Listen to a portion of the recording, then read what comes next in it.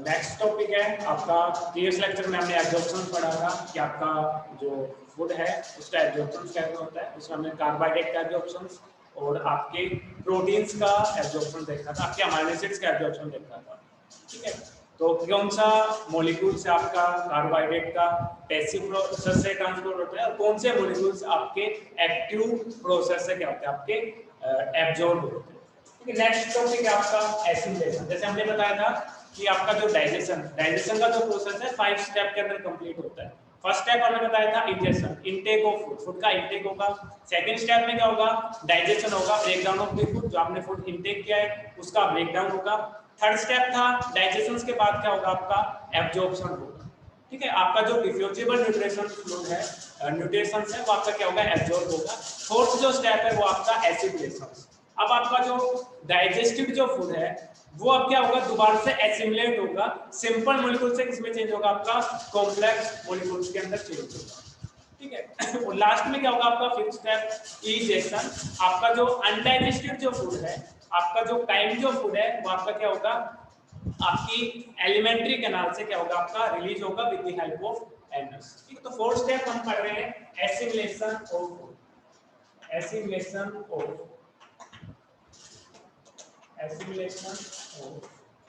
Food. ठीक है, तो एसिमिलेशन की अगर हम बात करें तो एसिमिलेशन क्या है, एक आपका एनाबॉलिक प्रोसेस। एसिमिलेशन जो प्रोसेस है वो आपका कैसा प्रोसेस है, एनाबॉलिक प्रोसेस है। It is a anabolic process.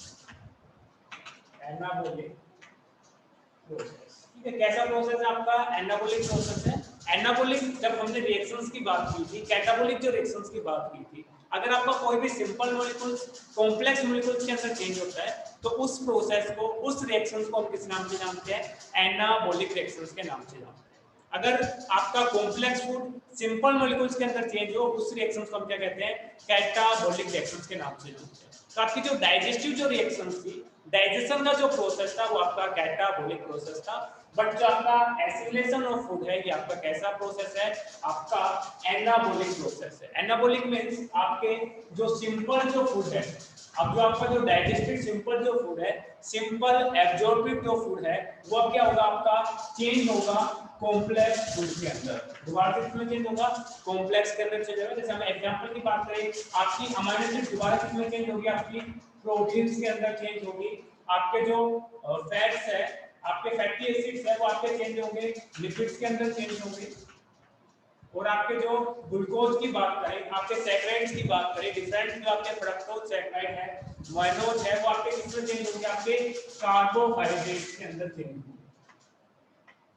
ठीक है, इस प्रोसेस को हम क्या कहते हैं, एसिमिलेशन कह रहे हैं। कि आपकी जो अमीनो एसिड्स है वो दोबारा से किसमें चेंज होगी, प्रोटीन के अंदर चेंज होगी। फैटी एसिड है वो आपका चेंज होगा, लिपिड्स के अंदर चेंज होगा। आपके जो सैकराइड्स यूनिट है, मोनोसैकराइड जो है वो आपको दोबारा से किसमें चेंज होगी, पॉलीसैकराइड्स के अंदर चेंज होगी। इस प्रोसेस को क्या कह रहे हैं, एसिमिलेशन ऑफ फूड। और आपका एसिमिलेशन ऑफ फूड है ये आपका एनाबॉलिक प्रोसेस है। ठीक है, वन बाय वन पढ़ेंगे कि आपका जो अमीनो एसिड्स है इसका एसिमिलेशन कैसे होता है, फैटी एसिड का एसिमिलेशन कैसे होता है, और आपका ग्लूकोज का एसिमिलेशन कैसे होता है। एक थिंग आपको याद रखनी है, जो आपका जो एनाबॉलिक जो प्रोसेस है, एसिमिलेशन जो प्रोसेस है ये आपका कैसा है, सेलुलर प्रोसेस है। सेलुलर प्रोसेस है। सेलुलर प्रोसेस का मतलब क्या होता है, ये इनसाइड द सेल प्रेजेंट होता है, present inside the cell. Cell के क्या प्रेजेंट होता है, इनसाइड प्रेजेंट होता है। आउटसाइड दी सेल्स हम अमीनो एसिड्स को प्रोटीन के अंदर कन्वर्ट करें या फैटी एसिड्स को लिपिड की फॉर्मेशन करें, उस टाइम उस प्रोसेस को हम एसिमिलेशन ऑफ फूड नहीं कहेंगे, उसको हम एनाबॉलिक रिएक्शंस कहेंगे। ठीक है, एक डिफरेंस है, एसिमिलेशन जो फूड है ये आपका सेलुलर प्रोसेस है, प्रेजेंट होता है इनसाइड दी सेल्स प्रेजेंट होता है। नेक्स्ट हम बात करें एसिमिलेशन ऑफ अमीनो एसिड्स की बात करते हैं। Assimilation of amino acid, assimilation of amino acids. ठीक है, एसिमिलेशंस की बात करें क्योंकि आपकी बॉडी के अंदर जो स्ट्रक्चरल कंपोनेंट की बात करें, आपकी सेल्स के अंदर मैक्सिमम कंपोजिशंस की बात करें तो मैक्सिमम कंपोजिशंस आपकी किसकी होती है, प्रोटीन्स की प्रेजेंट होती है। मैक्सिमम कंपोनेंट सेल फुल की अगर हम बात करें, हम प्रोटोप्लाज्म की बात करें, आपके सेल की बात करें, तो सेल्स के अंदर मैक्सिमम प्रोटीन्स प्रेजेंट होते हैं। दैट्स व्हाई कहते हैं कि प्रोटीन आपकी स्ट्रक्चरल एंड फंक्शनल यूनिट होती है लिविंग सेल्स। ठीक है, तो आपकी जो अमाइनो एसिड्स है अब दोबारा से किसमें चेंज होगी, आपकी प्रोटीन के अंदर चेंज होगी। जैसे आपने फूड को डाइजेस्ट किया, डाइजेस्ट करने के बाद आपकी जो अमाइनो एसिड्स है जो एब्जॉर्ब हुई है, एब्जॉर्ब होने के बाद आपकी जो अमाइनो एसिड्स है वो दोबारा से किसमें चेंज होगी, आपकी प्रोटीन्स के अंदर चेंज होगी। तो प्रोटीन में चेंज होने के बाद आपके जितने भी, जैसे हम बात करें कुछ एंजाइम्स होते हैं जो आपके प्रोटीन से मिलकर बने होते हैं, कुछ आपके जो हार्मोन्स होते हैं वो आपके प्रोटीन से मिलकर होते हैं। ताकि जितनी भी मेटाबॉलिक जो रिएक्शंस है उनको कैटलाइज करने के लिए क्या चाहिए, आपको एंजाइम चाहिए। वो एंजाइम किससे मिलकर बने हैं, आपके प्रोटीन से मिलकर बने होती है। प्रोटीन किससे फॉर्म हुई है, जो हमने फूड के अंदर प्रोटीन ईट की थी, जो अमाइनो एसिड्स में चेंज हुई, वो अमाइनो एसिड्स आपकी दोबारा से प्रोटीन्स के अंदर चेंज हुई by the process of assimilation. किससे, एसिमिलेशन ऑफ फूड से। आपके जो एंजाइम्स है ये हेल्प करेगा आपकी मेटाबॉलिक रिएक्शंस के अंदर। आपके बॉडी के अंदर जितनी भी मेटाबॉलिक रिएक्शंस होगी उनको कैटलाइज करेगा आपका एंजाइम, जो आपका फॉर्म हुआ है आपकी डाइजेस्टेड अमाइनो एसिड से, एब्जॉर्प्टिव अमाइनो एसिड्स। इसके अलावा आपकी बॉडी के अंदर जो कोऑर्डिनेशंस होगा, ठीक है, उस कोऑर्डिनेशंस में हेल्प करते हैं आपके कोऑर्डिनेशन फंक्शंस में आपके हार्मोन्स हेल्प करते हैं। जैसे प्रोटीनस हार्मोन्स की बात करें, आपके एडीएच हार्मोन की बात करें, या फिर हम आपके ऑक्सीटोसिन की बात करें, ऑक्सीटोसिन हार्मोन की बात करें तो आपके प्रोटीनस हार्मोन है। इंसुलिन की बात करें, इंसुलिन भी आपका क्या है, प्रोटीनस हार्मोन है। तो आपके ये हार्मोन्स है ये आपके प्रोटीन से मिलकर बने होते हैं। और आपकी बॉडी के अंदर जितना भी केमिकल कोऑर्डिनेशंस होता है वो किसके हेल्प से होता है, आपका हार्मोन की हेल्प होता है। हार्मोन जो आपके प्रोटीनस जो हार्मोन्स हैं वो किससे मिलकर बने होंगे, आपके अमाइनो एसिड से मिलकर बने होंगे। तो इन हार्मोन्स को सिंथेसाइज करने के लिए हमें किसकी रिक्वायरमेंट है, अमाइनो एसिड्स की रिक्वायरमेंट है। और इन अमाइनो एसिड्स हम क्या कर रहे हैं, डाइट से ईट कर रहे हैं। ठीक है, जैसे हम एडीएच के फंक्शंस की बात करें तो आपकी बॉडी के अंदर जो वाटर रिटेंशन है, वाटर रिटेंशन में कौन हेल्प करता है, आपका एडीएच हार्मोन हेल्प करता है। ADH stand for anti diuretic hormone, और एडीएच को हम वैसोप्रेसिन के नाम से भी जानते हैं। फंक्शन क्या होता है आपका, वाटर रिटेंशन में हेल्प करता है। ठीक है, आल्सो नोन एज वैसोप्रेसिन के नाम से जानते हैं। ठीक है, आपका जो एडीएच है ये आपका 9 अमाइनो एसिड लॉन्ग होता है। 9 अमाइनो एसिड प्रेजेंट होते हैं आपके एडीएच में, और 9 ही अमाइनो एसिड लॉन्ग होता है आपका ऑक्सीटोसिन। ठीक है, तो आपकी बॉडी के अंदर वाटर रिटेंशन की बात करें, जैसे डिहाइड्रेशन कंडीशन है, आपकी बॉडी डिहाइड्रेट हो रही है और आपको पीने के लिए पानी नहीं मिल रहा है, वाटर की डेफिशिएंसी हो रही है, तो आपकी बॉडी रिलीज करेगी आपका एडीएच हार्मोन। आपकी बॉडी के अंदर आपकी जो पोस्टर जो पिट्यूटरी की लोब होती है, पिट्यूटरी की जो पोस्टर लोब होती है वो रिलीज करती है एडीएच, और जो एडीएच है वो आपका प्रोटीनेस हार्मोन है। उस प्रोटीनेस हार्मोन को सिंथेसाइज होने के लिए आपको क्या चाहिए, अमाइनो एसिड चाहिए, और उस अमाइनो एसिड फॉर्म करने के लिए हमें क्या करेगा, डाइट के अंदर हमारे क्या होना चाहिए, प्रोटीन्स प्रेजेंट होने चाहिए। अगर हमारी डाइट में जो आपकी एडीएच को फॉर्म करने वाले अमाइनो एसिड नहीं है तो आपकी बॉडी में एडीएच फॉर्म नहीं होगा, और एडीएच फॉर्म नहीं होगा तो आपका जो एडीएच का फंक्शन है वाटर रिटेंशन का फंक्शन है। जैसे आप हाई एल्टीट्यूड पे जाते हो या फिर आपको लॉन्ग टाइम तक अगर आपको वाटर टेंक करने के लिए ना मिले तो उस टाइम आपकी बॉडी में वाटर की जो अमाउंट है उसके होम्योस्टेटिक्स मेंटेन करने के लिए आपकी बॉडी में क्या होगा, एडीएच हार्मोन रिलीज होगा। क्योंकि आपको पता है ह्यूमंस की बॉडी के अंदर जो नॉर्मल वाटर की कंसंट्रेशन होती है 70% क्या होता है, सेल के अंदर वाटर प्रेजेंट होता है। इवन 1% वाटर भी अगर क्या हो जाए बॉडी से रिलीज हो जाए, लेस हो जाए, तो आपको क्या होते हैं, प्यास लगना स्टार्ट हो जाता है, आप इमीडिएटली क्या करते हो, वाटर को ड्रिंक करते हो। तो at the time of dehydration 70% जो अमाउंट है उसको मेंटेन करने के लिए आपकी जो आपकी पोस्टीरियर जो पिट्यूटरी की लोब होती है वो रिलीज करती है एडीएच हार्मोन रिलीज करती है। दैट्स व्हाई हमें फूड का क्या करना चाहिए, एसिमिलेशन प्रोसेस हमारा क्या है, इंपॉर्टेंट होता है। ये नहीं आपने फूड को डाइजेस्ट कर लिया, नो डाउट, बट आप उसको एब्जॉर्ब नहीं कर पाए तो भी डिसऑर्डर्स काज होंगे। मान लो आपने एब्जॉर्ब कर लिया, एब्जॉर्ब करने के बाद आप एसिमिलेट नहीं कर पाए तो आपकी जो अमाइनो एसिड्स है या आपकी अमाइनो एसिड्स आपकी यूरिया के थ्रू क्या जाएगी, बॉडी से रिलीज हो जाएगी। That's why each step are important, सभी स्टेप इंपॉर्टेंट होते हैं। अगर एक भी स्टेप के अंदर क्या हुआ, आपका म्यूटेशंस होगी या फिर कोई भी डिसऑर्डर्स होगा तो एक क्या करेगा, एक सीरियस डिजीज काज करेगा। ठीक है, तो ऐसे एक और एक दो एग्जांपल और ले सकते हो। एक ऑक्सीटोसिन का एग्जांपल ले सकते हो, जो आपका अगर फीमेल्स की बात करें तो एट द टाइम ऑफ पार्चुरेशंस, जब बेबी बर्थ होता है तो उस टाइम लेबर जो पेन है, तो कौन काज कराता है? आपका ऑक्सीटोसिन काज कराता है। इसके अलावा जो मेमोरी जो ग्लैंड है उससे मिल्क इजेक्शन में कौन हेल्प करता है? आपका ऑक्सीटोसिन हार्मोन हेल्प करता है। ठीक है, तो आपका जो ऑक्सीडेशन हार्मोन है आपका अमाइनो एसिड से बना होता है। इसके अलावा हम इंसुलिन की बात करें तो इंसुलिन हमारी ब्लड के अंदर जो ग्लूकोज की जो लेवल होती है उसको मेंटेन करने में हेल्प करता है। जैसे हमारा जो ब्लड होता है, ब्लड के अंदर आपकी पर 100 ml के अंदर जो ग्लूकोज की अमाउंट होती है वो होती है आपकी 100 ग्राम ऑफ ग्लूकोज पर जाएगी। ठीक है, तो ग्लूकोज लेवल को मेंटेन करने के लिए क्या चाहिए? हमें इंसुलिन चाहिए। जो इंसुलिन है सिक्रेट होता है हमारी पैंक्रियाज की बीटा सेल से सिक्रेट करता है। और इंसुलिन क्या करता है? आपकी जो ग्लूकोज है, एक्सेस जो ग्लूकोज है उसको किस में चेंज करता है? आपकी ग्लाइकोजन के अंदर चेंज करता है। Change into glycogen by the process of glycogenesis. Glycogenesis, genesis का मतलब क्या होता है? फॉर्मेशन। ग्लाइको मींस ग्लाइकोजन की फॉर्मेशन हो गई है, इसलिए इसको क्या कहते हैं? ग्लाइकोजेनेसिस। आपके जो ब्लड के अंदर जो एक्सेस ग्लूकोज है इसको किसमें चेंज कर दिया? ग्लाइकोजन के अंदर चेंज कर दिया, और इस रिएक्शन को कैटालाइज करवाया किसने? इंसुलिन ने करवाया। ठीक है, by the process of glycogenesis. तो इंसुलिन क्या करता है? सेल्स के अंदर जो ग्लाइकोजेनेसिस का जो रेट है उसको क्या करता है? इंक्रीज करता है। ठीक है, तो मल्टीपल आप एग्जांपल ले सकते हो। इसके अलावा हम एंजाइम्स की बात करें तो आपके मोस्टली जो एंजाइम्स होते हैं आपके प्रोटीनस होते हैं।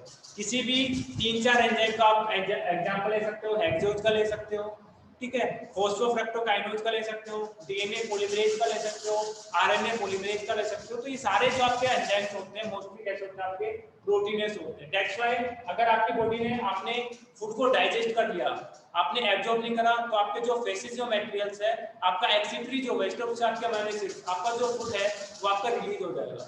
अगर मान लिया आपने बॉडी ने एब्जॉर्ब कर लिया, एब्जॉर्ब करने के बाद एसिमिलेट नहीं कर पाए, तो आपका जो एक्स्ट्रा जो अमाइनो एसिड था वो आपका एक्स्ट्रा अमाइनो एसिड क्या करेगा? आपका वो एंटर करेगा आपका लीवर के अंदर। एक्स्ट्रा अमाइनो एसिड कहां पे एंटर करेगा? आपका लीवर के अंदर एंटर करेगा। और लीवर के अंदर क्या होगा? आपकी जो एक्सेस अमाइनो एसिड्स है, एक्सेस अमाइनो एसिड्स है आपकी चेंज हो जाएगी किसके अंदर? आपके कीटोनिक बॉडीज के अंदर चेंज हो जाएगी। किसमें चेंज हो जाएगी? कीटोनिक बॉडी के अंदर चेंज हो जाएगी। और ये जो कीटोनिक बॉडीज है ये आपकी एक्सक्रीट हो जाएगी आपकी बॉडी से, एक्सक्रीट थ्रू यूरिया। यूरिया के थ्रू आपकी जो यूरिन है उसके थ्रू क्या हो जाएगी? आपकी बॉडी से एक्सपेल आउट हो जाएगी। अब बात करें आपकी जो एक्सेस अमाइनो एसिड्स है आपकी कीटोनिक बॉडी में चेंज होती है with the help of ornithine cycle. Ornithine cycle से क्या हो जाएगी? आपकी एक्सेस जो अमाइनो एसिड्स है वो किसमें चेंज हो जाएगी? आपकी कीटोनिक बॉडी में। तो आपकी जो ऑर्निथिन जो साइकिल होते हैं वो कहां पे प्रेजेंट होते हैं? आपकी लीवर के अंदर। साइड क्या है आपकी?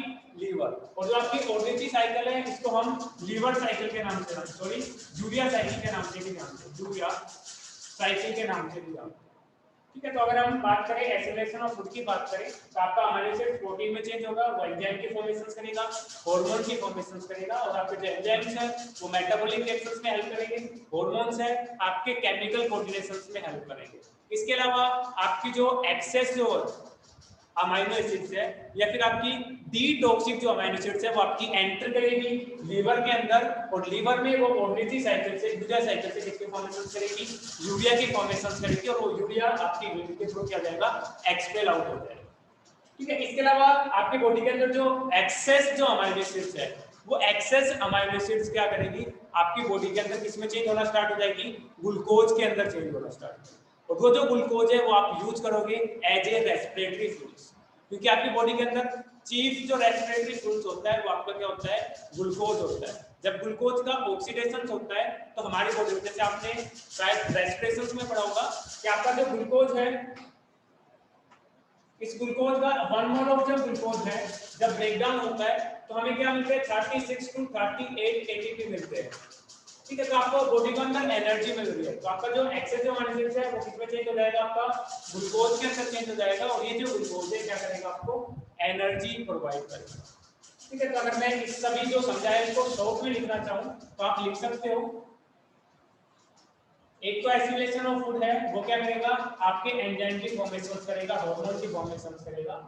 सेकंड, एक्सेस जो आपकी अमाइनो एसिड्स है या फिर एक्सेस की जगह हम बात करें आपकी डिटॉक्सिफाई जो अमाइनो एसिड्स है, डिटॉक्सिफाई जो आपकी अमाइनो एसिड्स है वो आपकी चेंज हो जाएगी, जिसके अंदर यूरिया के अंदर चेंज हो जाएगी with the help of ornithine cycle. किस तरह से? ओर्निथी साइकिल या यूरिया साइकिल से आपकी जो रिएक्शन है ये टेक प्लेस होगी, आपके लीवर के अंदर टेक प्लेस होगी और आपकी यूरिया की यूरिन के थ्रू क्या हो जाएगी, आपकी एक्सपेल आउट हो जाएगी। थर्ड आप लिख सकते हो कि आपकी जो एक्सेस जो अमाइनो एसिड्स है, एक्सेस अमाइनो एसिड्स है ये आपकी चेंज हो जाएगी, आपकी फैट के अंदर चेंज हो जाएगी और आपके ग्लूकोज के अंदर चेंज हो जाएगी। अगर डाइट में एक्सेस अमाइनो एसिड्स है तो आपके फैट के अंदर और आपके ग्लूकोज के अंदर चेंज हो जाएगी, ठीक है, ग्लाइकोजन के अंदर चेंज हो जाएगी और आपके बॉडी में क्या हो जाएगी, स्टोर हो जाएगी। जब भी रिक्वायरमेंट होगी उनके हाइड्रोलाइसिस से हमें क्या मिलेगा, दोबारा से एनर्जी मिलेगी, ठीक है। तो ये था आपका assimilation of amino acid. Second हम बात करें एसिमिलेशन ऑफ कार्बोहाइड्रेट या फिर हम बात करेंगे मोनोसैकराइड्स, क्योंकि मोस्ट आपने एब्जॉर्ब किया है, मोनोसैकराइड्स ही एब्जॉर्ब कर सकते हो, ठीक है। मोनोसैकराइड्स में भी हम एग्जांपल लेंगे, ग्लूकोज का एग्जांपल लेंगे। जब ग्लूकोज का एसिमिलेशन होता है तो आपका जो ग्लूकोज है वो किसमें चेंज होगा, या तो आपके पॉलीसैकराइड्स के फॉर्मेशंस करेगा। पॉलीसैकराइड्स में अगर हम एक्टिव ग्लूकोज की बात करें तो एक्टिव ग्लूकोज क्या करेगा, ग्लाइकोजन की फॉर्मेशंस करेगा, ग्लाइकोजन की फॉर्मेशंस करेगा। और ये ग्लाइकोजन क्या होता है, stored food, stored food in animal. Animal के अंदर क्या होता है, स्टोर्ड फूड होता है। कहां पे स्टोर होता है, आपके लीवर के अंदर होता है। और जो ये रिएक्शंस होते हैं इसको क्या कहते हैं, ग्लाइकोजेनेसिस के नाम से जानते हैं, जिसके द्वारा आपकी जो ग्लूकोज है इसमें चेंज होती है, आपकी ग्लाइकोजन के अंदर चेंज होती है, ठीक है। तो आपकी जो ग्लूकोज है by the process of assimilation, assimilation इसमें चेंज होगी, आपकी ग्लाइकोजन के अंदर चेंज होगी, ये आपकी क्या हो जाएगी, स्टोर हो जाएगी। और जब भी आपको एनर्जी की रिक्वायरमेंट होगी, गिव्स मोनोसैकराइड्स, मैं शॉर्ट लिख रहा हूं, गिव्स मोनोसैकराइड्स व्हेन नीड, जब भी आपको जरूरत होगी आपके जो ग्लाइकोजन है ये आपको क्या देंगे, मोनोसैकराइड देंगे। आपके जो ग्लूकोज है ये आपका क्या है, रेस्पिरेटरी फ्यूल है, रेस्पिरेटरी फ्यूल होता है, ठीक है। इसके अलावा फंक्शंस की तरफ हम नहीं जाएंगे, खाली हम ग्लूकोज का ग्लाइकोजन, एक ग्लाइकोजन के बारे में बता सकते हैं। रेस्पिरेटरी फ्यूल्स होता है, ठीक है। एक रेस्पिरेटरी फ्यूल्स की हम बात करें, जैसे हमने बताया एक ग्लूकोज 1 मोल ऑफ ग्लूकोज का जब क्या होता है, आपका हाइड्रोलाइसिस होता है तो हमें 36 to 38 एटीपी मिलते हैं और एक एटीपी से हमें एनर्जी मिलती है, एक एटीपी से हमें मिलती है 7.83 क्या मिलती है आपको, किलो कैलोरी एनर्जी मिलती है। तो टोटल 1 मोल ऑफ ग्लूकोज की बात करें तो इसमें आपके 36 to 38 एटीपी फॉर्म हो गए, एक एटीपी से -7.83 मिल रहा है, तो टोटल आपको कितना मिलेगा, 1 मोल ऑफ ग्लूकोज से आपको 686 किलो कैलोरी एनर्जी मिलेगी। जब एक मोल ऑफ ग्लूकोज का ऑक्सीडेशन होगा, रेस्पिरेशन होगा, तो हमें -686 किलो कैलोरी क्या मिलेगी, हमें एनर्जी मिलेगी। अगर हम बात करें साइट ऑफ रेस्पिरेशंस की बात करें, आपका ग्लूकोज का रेस्पिरेशंस कहां पे होता है, तो ग्लूकोज का रेस्पिरेशंस होता है आपके माइटोकॉन्ड्रिया के, ठीक है। तो एक लिख सकते हैं आप एसिमिलेशन ऑफ फूड के बाद ग्लूकोज का आपका जो मोनोसैकराइड्स है वो किसमें चेंज हो रहा है, आपके पॉलीसैकराइड्स के अंदर चेंज हो रहे हैं। और मोनोसैकराइड्स का एग्जांपल ले रहे हैं हम ग्लूकोज का, और आपका जो पॉलीसैकराइड्स किसमें चेंज होगा, आपके ग्लाइकोजन के अंदर चेंज होगा। और ग्लाइकोजन क्या है, आपका स्टोर्ड एनिमल फूड है। आपका जो ग्लूकोज से ग्लाइकोजन के अंदर जो एसिमिलेशन होता है, ये रिएक्शंस आपकी होती है लीवर के अंदर by the reactions of glycogenesis. Glycogenesis जो क्या है, ग्लाइकोजन की फॉर्मेशन हो रही है, जेनेसिस का मतलब होता है फॉर्मेशन। और आपका जो ग्लाइकोजन स्टोर्ड जो एनिमल जो फूड है, जब भी आपको रिक्वायरमेंट होगी, जब भी स्टार्वेशन कंडीशंस आएगी, तो आपकी बॉडी के अंदर जो स्टोर्ड जो ग्लाइकोजन है वो किसके अंदर चेंज होगा, आपका मोनोसैकराइड्स के अंदर चेंज होगा जब भी नीड होगी। इसके अलावा हम बात करें आपका जो एक्सेस जो ग्लूकोज है, ये एक्सेस ग्लूकोज क्या करेगा, आपका प्रोटीन के अंदर चेंज होना स्टार्ट हो जाएगा। एक्सेस ग्लूकोज किसमें चेंज होना स्टार्ट हो जाएगा, प्रोटीन में चेंज होना स्टार्ट हो जाएगा, फैट में चेंज होना स्टार्ट हो जाएगा। और ये आपकी एडिपोज जो टिश्यू है उनके अंदर क्या होना स्टार्ट हो जाएगा, स्टोर होना स्टार्ट हो जाएगा। आपकी बॉडी अगर एक्सेस आप डाइट एक्सेल तो ये कहते हैं कि जो फैट है वो फैट डिपॉजिट होना स्टार्ट हो गया। क्यों हो जाता है, आपका जो ग्लूकोज है वो किसमें चेंज हो जाता है, प्रोटीन और फैट में चेंज होना स्टार्ट हो जाता है। और ये फैट आपकी बॉडी के अंदर जो एडिपोज टिश्यू है उनके अंदर डिपॉजिट होना स्टार्ट हो जाता है। इसलिए आपके जो टायर्स है वो टायर्स के अंदर क्या होता है आपके एडिपोज टिश्यू, और एडिपोज टिश्यू में आपका क्या होता है फैट पड़ जाएगा। अगर कोई पर्सन एक्सेस ऑयली फूड ले या फिर आपका एक्सेस डाइट में ग्लूकोज पड़ जाए तो उसका जो वेट है वो इंक्रीज होना स्टार्ट हो जाता है, क्योंकि उसके बॉडी में फैट डिपॉजिट होना स्टार्ट हो जाता है। तो इसमें आप 3-4 पॉइंट वही लिख सकते हो। एक आपका एसिलेशन वाला एग्जांपल ले सकते हो कि आपका जो ग्लूकोज है ग्लाइकोजन के अंदर चेंज हो रहा है, एसिलेशन प्रोसेस, और आपका जो ग्लाइकोजन है इसके फंक्शंस बता देना, ठीक है। एक ग्लूकोज का रेस्पिरेटरी फूड्स होता है -6.86 किलो कैलोरी एनर्जी मिलती है जब 1 मोल ग्लूकोज का ऑक्सीडेशन होता है, ठीक है। इसके अलावा अगर बॉडी एक्सेस ग्लूकोज ईट कर रही है, एब्जॉर्ब कर रही है, तो आपका जो ग्लूकोज है उसका एसिमिलेशन होगा किसके अंदर, प्रोटीन के अंदर और फैट के अंदर, और ये जो ग्लूकोज प्रोटीन और फैट है, ये फैट है वो आपकी एडिपोज टिश्यू में डिपॉजिट होना स्टार्ट होता है। नेक्स्ट है आपका assimilation of fat, assimilation of fat, ठीक है। तो आपके जो फैटी एसिड है, ग्लिसरॉल्स है, वो आपस में एसिमिलेट होके एनाबॉलिक रिएक्शन से किसकी फॉर्मेशन करेंगे, आपके लिपिड की फॉर्मेशन से। अगर हम बात करें फंक्शंस की बात करें, लिपिड की फंक्शंस की बात करें, तो फर्स्ट जो मेन फंक्शंस होता है आपकी जो सेल मेम्ब्रेन है, सेल मेम्ब्रेन है वो किसकी बनी हुई होती है, आपकी लिपिड्स की बनी होती है, ठीक है। तो आपकी जो सेल मेम्ब्रेन है जिसको हम प्लाज्मा मेम्ब्रेन के नाम से जानते हैं, शॉर्ट में लिख रहा हूं मैं, चलो मैं कंप्लीट कर देता हूं। प्लाज्मा मेम्ब्रेन, ये आपकी प्लाज्मा मेम्ब्रेन है वो आपके लिपिड से बनी होती है, बाइलिपिड की लेयर प्रोटीन होती है। तो आपकी जो लिपिड है वो एसिमिलेट होकर किसकी फॉर्मेशन करेगा, आपकी लिपिड की फॉर्मेशन करेगा, और वो लिपिड क्या करेगा, आपकी सेल मेम्ब्रेन की फॉर्मेशन करेगा, प्लाज्मा मेम्ब्रेन की फॉर्मेशन करेगा, ठीक है। इसके अलावा जो लिपिड्स है वो आपके रेस्पिरेटरी फ्लूइड्स, आपकी बॉडी को एनर्जी प्रोवाइड करते हैं। आपके लिपिड डायरेक्ट आपकी जो रेस्पिरेटरी रिएक्शंस है उसके अंदर एंटर करके अपना प्रोडक्ट, इंटरमीडिएट प्रोडक्ट फॉर्म करते हैं, जो क्या करता है लास्ट में क्या करता है, एनर्जी प्रोवाइड करता है, ठीक है। तो एसिमिलेशन ऑफ फैट में एक एग्जांपल मोस्ट इंपोर्टेंट है सेल मेम्ब्रेन का, क्योंकि आपकी जो सेल मेम्ब्रेन है लिपिड की बनी होती है, बाइलिपिड लेयर प्रोटीन होती है। तो एक फंक्शन है सेल मेम्ब्रेन की फॉर्मेशन के लिए एसिमिलेशन ऑफ फैट रिक्वायरमेंट है, ठीक है। बाकी रेस्पिरेटरी फ्लूइड्स वाला लिख सकते हो। एक्सेस जो लिपिड है वो फिर से किसमें चेंज होगी, आपकी ग्लूकोज के अंदर चेंज होगी। ये दो पॉइंट क्या है आपके सिमिलर है, एक्सेस लिपिड आपके ग्लूकोज के अंदर चेंज होगी। नेक्स्ट जो टॉपिक है आपके एसिमिलेशन ऑफ फैट के बाद, फूड के बाद नेक्स्ट टॉपिक आपके disorders associated from digestive system, कि आपके डाइजेस्टिव सिस्टम से कौन कौन से डिसऑर्डर एसोसिएटेड है, ठीक है। तो नेक्स्ट टॉपिक आपके डिसऑर्डर ऑफ डाइजेस्टिव सिस्टम, ठीक है। डाइजेस्टिव सिस्टम के डिसऑर्डर्स की अगर हम बात करें तो डिफरेंट डिसऑर्डर्स है। फर्स्ट डिसऑर्डर है हम पढ़ रहे हैं PEM, ठीक है, प्रोटीन एनर्जी मेटाबॉलिज्म डिसऑर्डर, ठीक है। पैम डिसऑर्डर के नाम से जानते हैं, PEM disorder. PM stand for protein energy metabolism disorder, ठीक है। इसके अलावा इसको हम प्रोटीन अनडाइजेस्टेड डिसऑर्डर के नाम से भी जानते हैं, PUD के नाम से भी जानते हैं। आपके जो PEM डिसऑर्डर है इसके अंदर एक डिसऑर्डर है आपका मेरस्मस डिसऑर्डर, ठीक है। आपका जो मेरस्मस डिसऑर्डर है ये आपकी प्रोटीन की डेफिशिएंसी के कारण होता है, प्रोटीन डेफिशिएंसी के कारण जो डिसऑर्डर्स होता है उसको क्या कहते हैं, मेरस्मस कहते हैं। तो जो मेरस्मस जो डिसऑर्डर्स है ये आपके लेस देन 1 ईयर इन्फेंट के अंदर होता है, ठीक है। अडल्ट के अंदर नहीं होता, किसके अंदर होता है, आपके इन्फेंट के अंदर होता है। अगर लेस देन 1 ईयर का कोई इन्फेंट है, अगर उसकी डाइट के अंदर आपकी प्रोटीन की डेफिशिएंसी हो तो उसकी बॉडी के अंदर एक डिसऑर्डर होगा जिसको क्या कहेंगे, मेरस्मस, ठीक है। इसके अलावा हम बात करें इसके सिम्टम्स की बात करें, जिस इंडिविजुअल्स को, जिस इन्फेंट्स को मेरस्मस होगा उसकी बॉडी कैसी होगी, आपकी उसकी ग्रोथ कैसी होगी, इम्पेयर्ड ग्रोथ होगी, और बॉडी कैसी होगी, आपकी वीक बॉडी होगी।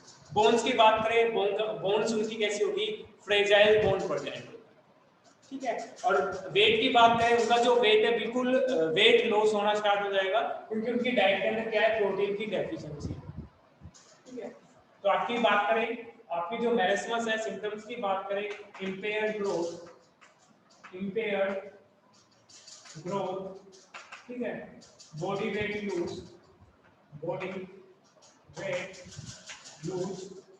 ठीक है, बॉडी वेट लूज होना स्टार्ट करता है। उनकी जो मेंटल रिटार्डेशंस की बात करें, मेंटल एबिलिटी की बात करें, तो मेरेस्मस होने के कारण, डिजीज होने के कारण उनके जो मेंटल जो पावर होते हैं, वो आपकी कहते हैं मेंटली कैसे होते हैं, आपके रिटार्डेड होते हैं। ठीक है, जिन पर्सन को मेरेस्मस होगा, जिन इन्फेंट को मेरेस्मस होगा, वो आपके कैसे होंगे, मेंटली रिटार्डेड। ठीक है, तो फर्स्ट डिसऑर्डर हमने पढ़ा मेरेस्मस, और मेरेस्मस जो डिसऑर्डर है वो किसकी डेफिशिएंसी से हो रहा है, प्रोटीन की डेफिशिएंसी से हो रहा है। किन के अंदर हो रहा है, लेस देन 1 ईयर इन्फेंट्स के अंदर हो रहा है। इसके कारण जो ग्रोथ है उन पर्संस की इम्पेयर्ड ग्रोथ हो रही है, उनका बॉडी वेट है वो उनका लॉस हो रहा है, और वो कैसे हो रहा है, आपके मेंटली रिटार्डेड है। ठीक है, इसके अलावा एक वर्ड और आता है मेल न्यूट्रिशन।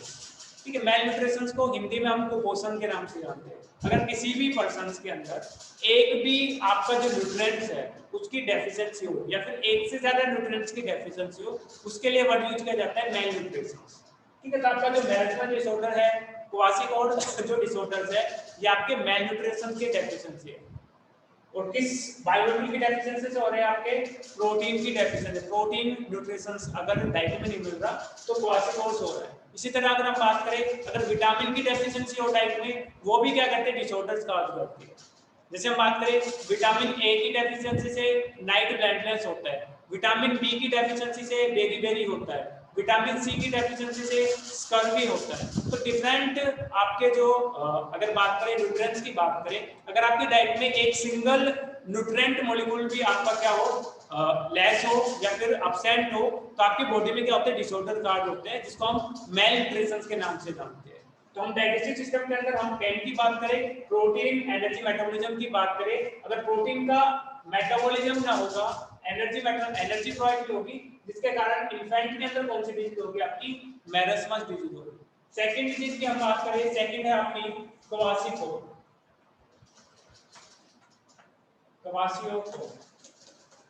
ठीक है, नेक्स्ट है आपकी क्वासीकोड डिजीज। और जो क्वासीकोड डिजीज है, ये भी आपकी प्रोटीन की डेफिशिएंसी से होगी, बट इसके अंदर जो डिफरेंस है वो क्या है, ये आपकी मोर देन 1 ईयर के चिल्ड्रन के अंदर होती है, मोर देन 1 ईयर चिल्ड्रन के अंदर होती है।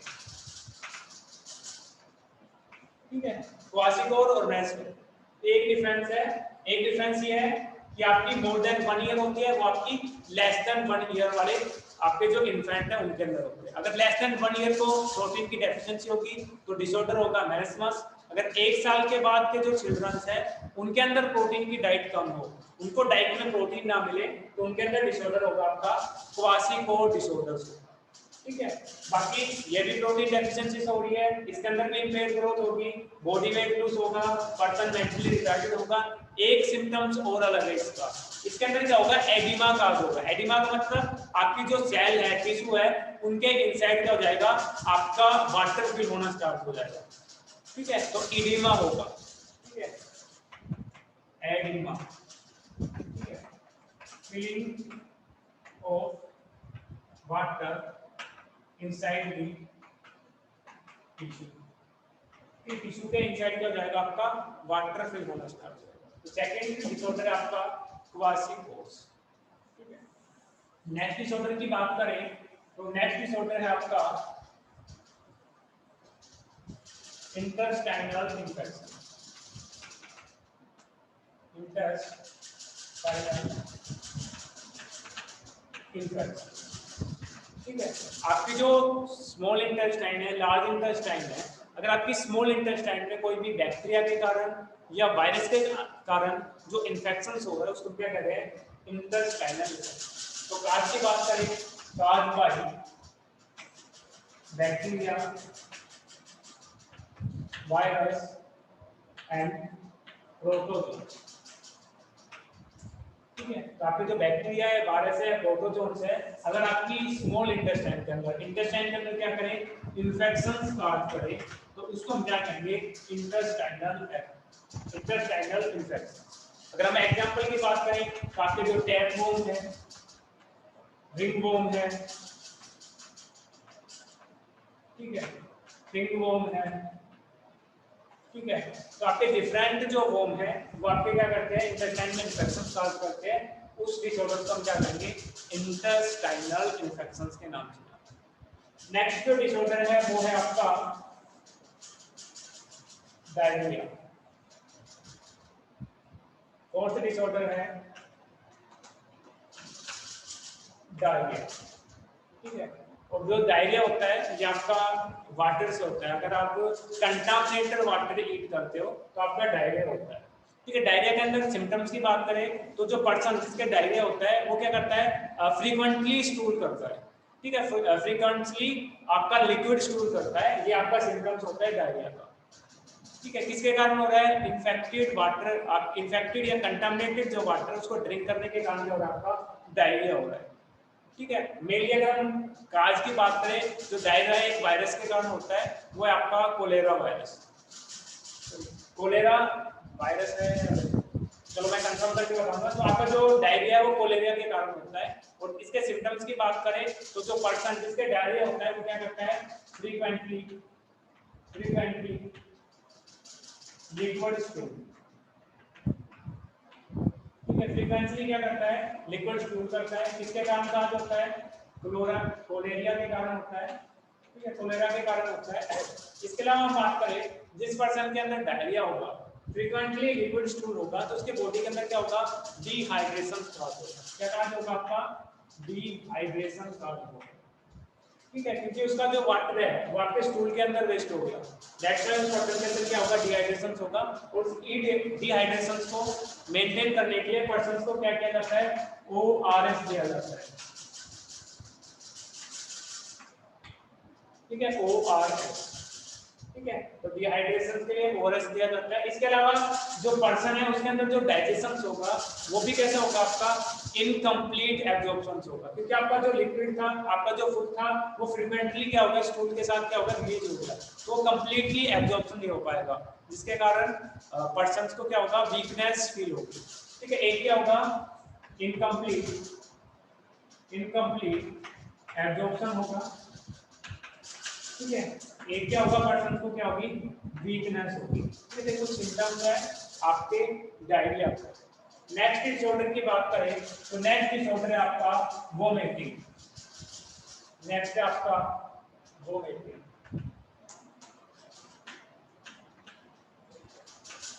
ठीक है। वोमिटिंग की बात करें, अगर आपका जो अनडाइजेस्टेड फूड है वो आपका माउथ के थ्रू क्या हो, रिलीज हो, उसको हम क्या कहते हैं, वोमिटिंग।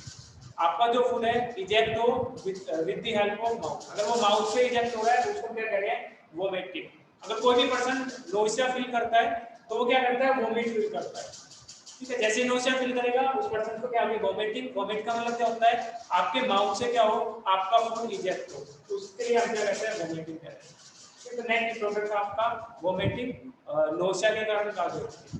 नेक्स्ट डिसऑर्डर की बात करें, नेक्स्ट डिसऑर्डर है आपका इनडाइजेशन। नेक्स्ट है आपका इनडाइजेशन, ठीक है। इनडाइजेशन का मतलब क्या होता है, अगर आपने जो फूड ईट किया है उसका इनकम्प्लीट डाइजेशन हो, उसके लिए क्या यूज करेंगे हम, इनडाइजेशन, कि आपका जो फूड है वो आपका कंप्लीटली डाइजेस्ट नहीं हो पा रहा है, ठीक है। इनकम्प्लीट डाइजेशन हो फूड, ठीक है, उसको हम क्या कहते हैं, इनडाइजेशन। उस डिसऑर्डर को हम क्या कहते हैं, इनडाइजेशन। और जो इनडाइजेशन है वो मे बी आपके किसी इन्फेक्शंस के कारण हो सकता है, किसी बैक्टीरिया के कारण हो सकता है, किसी वायरस के कारण हो सकता है, या फिर आपने ओवर ईटिंग कर ली उसके कारण हो सकता है, या फिर आपने कोई स्पाइसी फूड किया है उसके कारण भी क्या हो सकता है, आपका इनडाइजेशन हो सकता है, या फिर आपकी फूड पॉइजनिंग के कारण भी क्या हो सकता है, आपका इनडाइजेशन हो सकता है। डिफरेंट फैक्टर्स हो सकते हैं आपके इनडाइजेशन के, इनकम्प्लीट डाइजेशन। इसके अलावा एक रीजन ये भी हो सकता है कि आपके जो एंजाइम्स है, ठीक है, आपके एंजाइम्स इम्प्रॉपर वर्क कर रहे हो, जिसके कारण क्या हो रहा है, आपका जो फूड है वो कंप्लीटली डाइजेस्ट नहीं हो पा रहा। तो डिफरेंट वे हो सकते हैं आपके इन डाइजेशन के, मे भी आपके एंजाइम्स इम्प्रॉपर वर्क कर रहे हो, इनएक्टिव हो, एब्सेंट हो, या फिर आपने ओवर ईटिंग कर दी, स्पाइसी फूड ईट किया है, उन सब के कारण क्या होता है आपका इन डाइजेशन। तो कुछ डिसऑर्डर्स थे जो एसोसिएटेड थे आपके डाइजेस्टिव सिस्टम।